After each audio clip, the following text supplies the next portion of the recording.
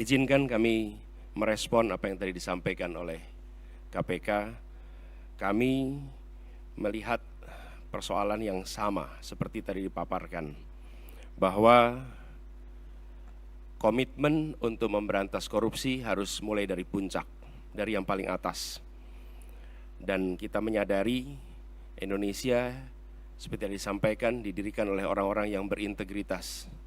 Dan contoh-contoh seperti Muhammad Hatta, Hugeng, Baharudin Lopa, dan akhir-akhir kemarin adalah Pak Artijo Alkostar adalah contoh pribadi-pribadi berintegritas yang saya rasa harus kita kembalikan lagi di Republik ini. Ini persoalan yang amat serius, yang tidak boleh kita anggap enteng dan sederhana. Tadi disampaikan tentang Corruption Perception Index yang menurun, SPI, IPAK yang tadi ditunjukkan. Kami melihat ada problem yang amat serius di dalam kepercayaan publik terhadap pemberantasan korupsi. Yang itu juga tercermin.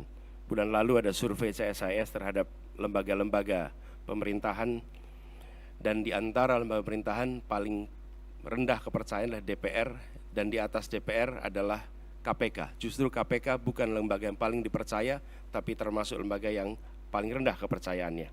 Karena itu kami ke depan berkomitmen untuk bisa melaksanakan beberapa hal. Pertama adalah mengembalikan kepercayaan publik, mengembalikan KPK menjadi institusi yang memiliki kekuatan dan memiliki kemampuan untuk menindak seluruh tindakan pelanggaran korupsi. Dan ini dari aspek apa? Satu, undang-undangnya.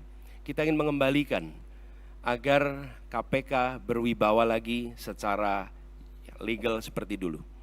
Dan ini artinya merevisi undang-undang KPK. Kami ingin agar revisi ini akan bisa mengembalikan KPK kepada posisi yang kuat. Yang kedua adalah standar etika yang tinggi di tubuh KPK. Kita ingat era di mana KPK datang di sebuah tempat, tidak mau ikut makan, tidak mau ikut kegiatan-kegiatan yang didanai di luar KPK. Standar yang tinggi itu harus dikembalikan di KPK, sehingga bukan saja undang-undangnya memberikan kekuatan dan kemandirian, tapi juga di dalamnya baik pimpinan maupun seluruh staf bekerja dengan kode etik yang amat tinggi. Yang ketiga adalah rekrutmen. Rekrutmen di KPK kita perbaiki sama-sama seperti tadi disampaikan yang diusulkan oleh Presiden di tingkat pimpinan maupun rekrutmen staf. Bukan sekedar mencari pekerjaan, tapi menjadi tempat untuk memberantas korupsi. Ini hal pertama yang kami ingin lakukan. Yang kedua adalah seperti katakan tadi, optimalisasi LHKPN.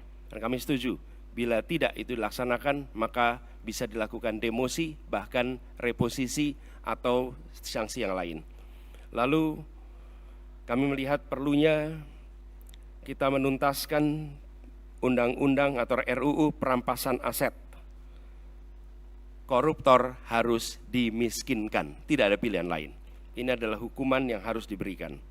Yang berikutnya adalah kami ingin mendorong konsep illicit enrichment dan trading in influence.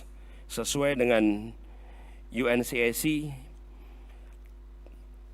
yang harapannya nanti akan menjadi arus utama dalam pemberantasan korupsi.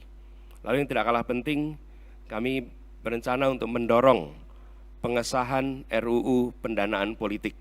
Karena salah satu problem utama adalah justru karena proses politik pelibatan, baik itu kegiatan partai politik, kegiatan kampanye, yang tidak memberikan ruang yang cukup untuk pendanaan dari negara dan publik menjadi salah satu sumber korupsi yang terjadi di Republik ini.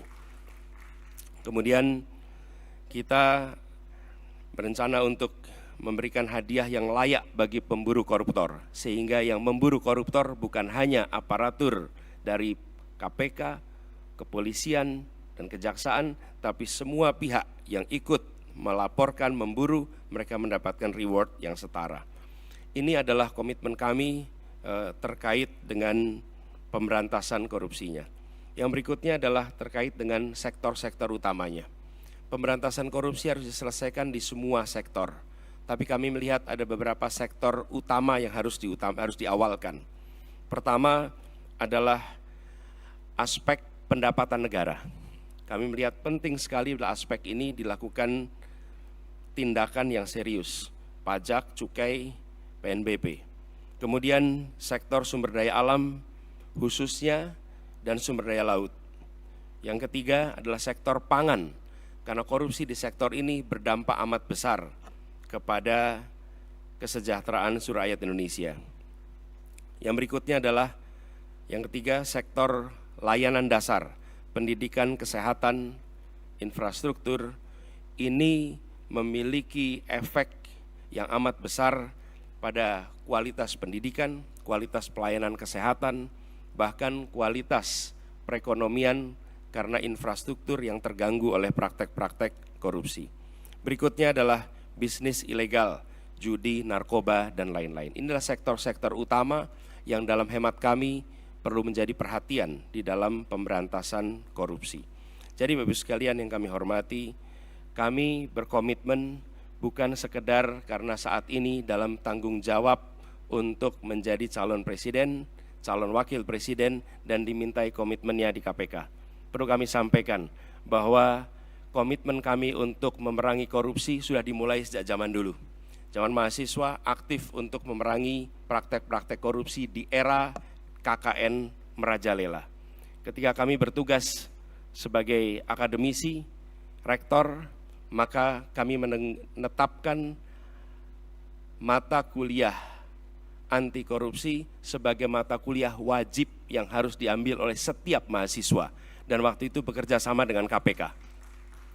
Barangkali menjadi satu-satunya universitas di Indonesia, bahkan mungkin di dunia, yang menjadikan mata kuliah anti korupsi sebagai mata kuliah wajib. Dan tujuannya seperti disampaikan oleh Pak Nurul Gufron tadi, di aspek pendidikan kita ingin memangkas suplai potensi koruptor. Dan bila itu dikerjakan, harapannya dalam jangka panjang kita akan bisa mencegah potensi itu. Yang berikutnya, ketika kami bertugas di DKI, kami membentuk yang disebut sebagai Komisi Pencegahan Korupsi Ibu Kota, KPK Ibu Kota. Ini dikerjakan untuk kita mencegah praktek korupsi yang ada di dalam institusi Pemprov DKI Jakarta. Jadi Bapak-Ibu sekalian kami hormati, soal ini adalah soal serius, bukan soal untuk main-main, bukan soal untuk guyonan. Ini adalah persoalan korupsi yang amat mendasar harus dibereskan. Dan kami tegaskan bahwa komitmen yang kami sampaikan di sini adalah komitmen kami melanjutkan apa yang sudah kami kerjakan selama ini. Bukan semata-mata karena ditugasi menjadi pasangan calon presiden, tapi ini adalah komitmen lama yang akan kami teruskan. Dan insya Allah ketika kami ditugaskan, maka integritas menjadi faktor nomor 1 dalam penentuan pribadi-pribadi di pemerintahan. Termasuk ketika penyusunan kabinet, dalam penyusunan pimpinan-pimpinan lembaga, termasuk dalam mengusulkan nama-nama menjadi anggota KPK, pimpinan KPK.